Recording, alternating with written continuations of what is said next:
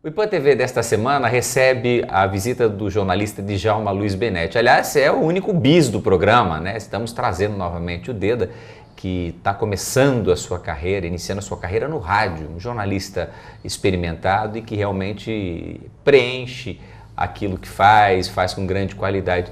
Deda, é um prazer recebê-lo novamente e querendo saber da sua experiência, como é que está esse engatinhar, já correndo quase no rádio. É só alegria, Kiko. Sucesso e alegria. Eu estou muito feliz, foram 6 meses rápidos, né? Nem percebi passar, e um reconhecimento por esse trabalho é o que me dá muita alegria, satisfação, né? E a repercussão, né, dessa construção de um conhecimento, porque a ideia, né, com esse o D da questão, é que a gente traga bastidores, mas a gente reflita e leve o ouvinte a refletir, né, sobre as questões que compõem o ambiente que determina a tomada de poder. Né? O que te mexe mais ou desenvolve melhor?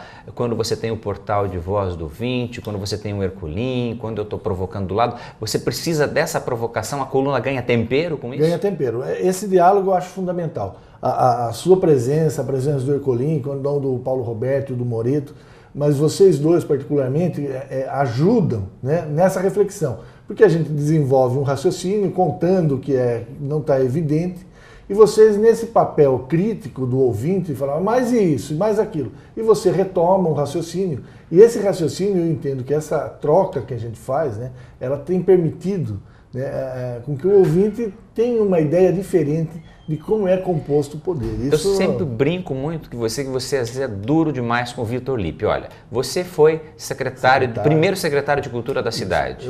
Antes disso, fui coordenador executivo da campanha eleitoral dele em 2004. Da campanha do Vitor Lippe, tá. Aí ele assume o governo em janeiro de 2005. Eu viro diretor de área da cultura, e ele faz a reforma administrativa. Em maio eu viro secretário da Cultura, o primeiro secretário da Cultura, num projeto muito legal. Daí vem o Ávila e o Bondi e te tira da Secretaria de Cultura. Na verdade, então, as pessoas perguntam, mas como vem e tira? Né? Na verdade, assim, ele tem um projeto de jornal, que é do Bom Dia, e nesse projeto ele identifica que eu deveria fazer parte, que ia ser legal que eu fizesse parte, com a minha experiência, foram 15 anos no Cruzeiro, experiência acadêmica e tal. Aí você falou pro Vitor Lippe. Eu falei pro Vitor Lippe. Aí o Vitor Lippe falou o quê pra você? No primeiro dia ele falou assim, ai que bom, parabéns, isso é fruto do seu trabalho, nossa. E eu tomei um choque, assim. Como quem diz, né? Ele não pediu pra ficar. Pois é, exatamente. Aí vai, isso tudo é muito Criou rápido. mágoa? Não criou mágoa. Aí eu ligo, combino, falo, tá tudo bem, o prefeito liberou, eu vou. Aí no dia seguinte ele fala, puta, acho que não devia, vamos continuar. Eu falei, mas Vitor, agora não dá mais. E nós tivemos sempre uma relação muito boa, isso em 2005, 2008, aí ele é reeleito, sempre foi uma relação muito boa. Só que há um desgaste entre o jornalista do cotidiano. Exatamente. E a crítica e o elogio. Exatamente. E nem sempre todo homem público está acostumado a essa crítica. Não está acostumado, principalmente porque no segundo mandato, logo no começo, o governo do Vitor Lippe tem um estresse, né? Questões envolvendo o Rena, o secretário Biasotto, há um rompimento claro com o antecessor dele, que era o Renato. O Renato ama. Então há uma nova composição do Vitor. E ele começa a entender que as críticas... Ele ligava para você na redação? Não ligava. Eu muitas vezes ligava para ele. Para esclarecer. Para esclarecer, insistia. Falava para ele, olha, você tem toda a liberdade. Espaço aberto. Espaço aberto. Porque é normal, numa tomada de decisão diária, num jornal diário, nessa tomada de decisão, você pode ser injusto. Deda, estamos aqui, né, um cenário diferente, o programa vai passar por uma transição, né, o IPAN TV vai se tornar IPA, né, a Ouro Filmes vai entrar dentro desse projeto, sempre com a direção da nossa Juliana Moraes, e eu fazia uma pergunta para você, qual é a tua predileção? Você já trabalhou com Renato Amari, você já trabalhou com o Vitor Lippe e você está agora acompanhando a administração do prefeito Panunzio. Na verdade, Kiko, eu nunca trabalhei com o Renato Amari. Com o Renato, eu era editor do Cruzeiro, ele era o prefeito. Então, tivemos desavenças que são normais entre um editor de jornal e um prefeito. O que eu trabalhei, na verdade, foi com a Maria Lúcia, deputada estadual. Eu fui chefe de gabinete da Maria Lúcia e aí tem uma relação muito próxima. Ela era casada com o Renato. Muito próxima com o Renato, porque ele era o prefeito, ela tinha o mandato de deputado, então tinha uma relação muito forte com o Renato. Na campanha do Vitor Lippe, né? Então o Renato saindo e ele apoiava o Vitor Lippe. E eu era o coordenador executivo da campanha do Lippe. Então também tive uma relação muito forte com o Renato.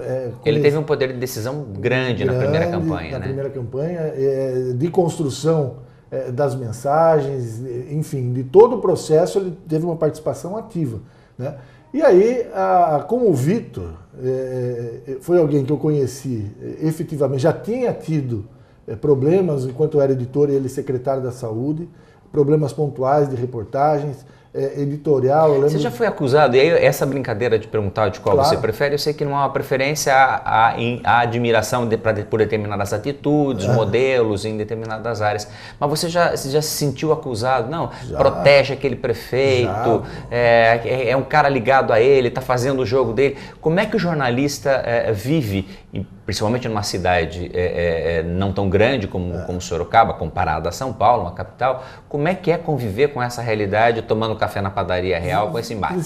Precisa ter personalidade, precisa ter um amparo familiar, precisa ter um amparo dos amigos, porque as pessoas acusam mesmo. A coisa mais fácil que tem é quando você tem uma divergência, as pessoas apelam. Aquele está no bolso do outro, essas coisas levianas mesmo. Horríveis, horríveis. Né? Então, mas eu como, assim, consciência absolutamente tranquila, há uma coerência, e essa é uma busca que eu tenho na minha atividade profissional, é que você tem uma coerência com aquilo que é compromisso público. Então, as pessoas falam e passam, porque não há lastro nisso, né? Não há realidade nisso. Então, essa construção que eu falo, né, da cidade, ela envolve todos os poderes estabelecidos, né? Legislativo, judiciário, executivo, a questão do Ministério Público, a questão da imprensa, são elementos que contribuem para que a opinião pública forme sua opinião. Muitas vezes alguém se sente injustiçado, mas ao longo do processo isso vai se corrigindo, não há nada pessoal. Hoje, você fala, o prefeito Panunzio, acho que o prefeito Panunzio tem sido exemplar, assim, eu falo a relação de troca de cargos, isso ele está nota mil para o Panunzio. Eu falo, que me surpreendeu aí as pessoas que conheciam o Panunzio de prefeito de 20 anos atrás, falaram, não tem surpresa nenhuma, ele é assim mesmo. Eu falei, ótimo, eu que não tive essa visão de 2 décadas atrás, estou tendo hoje, acho muito bacana que ele tenha estabelecido essa relação de transparência com o Legislativo, dentro da Prefeitura, e obviamente que no instante em que entender que ele não está sendo autêntico com aquilo que a prática, com o discurso, eu vou estar falando. É esse o papel do jornalista. Você apontar essa contradição. O Panunzio tem dito muitas vezes de que fica 4 anos, e é um sentimento. Uma pessoa que fica apenas 4 anos, ou um mandato só, que não está preocupado com a reeleição, pode governar melhor? Sem dúvida. Por que eu entendo que sim? Né? Porque o político, né, ele não faz, ele assume única e exclusivamente o compromisso de governar para o período que faz. E toda a ação dele está de olho na próxima eleição. Isso é horrível. Ele está de olho na próxima refeição. Então, quando ele está comendo picadinho aqui, mas ele já está pensando no camarão lá para frente. Então, quando você age única e exclusivamente com o comprometimento de cumprir esse papel que está desempenhando, né, a chance de você se desatrelar de outros compromissos que seriam necessários para uma eleição, eles ficam... Deda, né?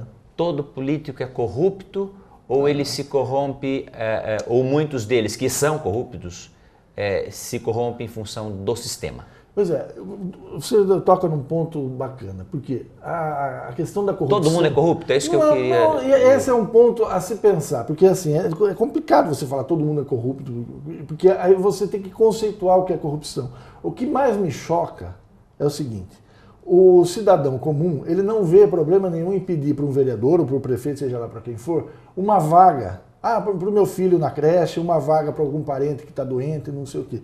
Ele não pensa que se esse pedido dele é atendido, é porque outros ficaram de lado.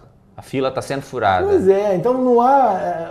cada um que pega... E isso é corrupção, né? Não é só o dinheiro que se toma. Né? Essa é a questão. Então você fala, se eu não atender... Aí o político fica assim, se eu não atendo aquele cara que está tendo a coragem de vir me pedir, na próxima eleição esse cara vai poder me atrapalhar.